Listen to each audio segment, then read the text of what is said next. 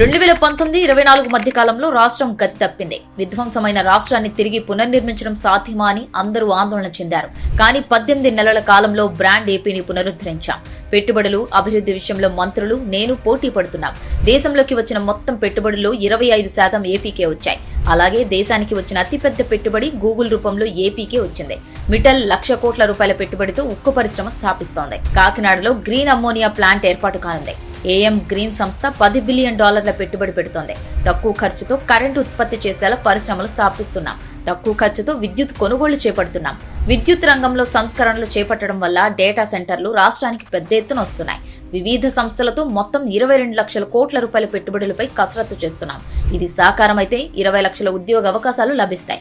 ఏపీలోని మారుమూల గ్రామాల నుంచి వచ్చి వివిధ దేశాల్లో స్థిరపడిన తెలుగువారు వారి ఊళ్లలో ఉన్నవారిని అభివృద్ధి చేసే బాధ్యత తీసుకోవాలని సీఎం చంద్రబాబు కోరారు. 20 దేశాల నుంచి తెలుగు ప్రజలు తరలివచ్చి చంద్రబాబుకి సంఘీభావం తెలిపారు. చంద్రబాబు తన ప్రసంగంలో ఏపీలోని వారి నియోజకవర్గాల పేర్లను ప్రస్తావించినప్పుడు ఎన్ఆర్టీల నుంచి పెద్ద ఎత్తున స్పందన లభించింది.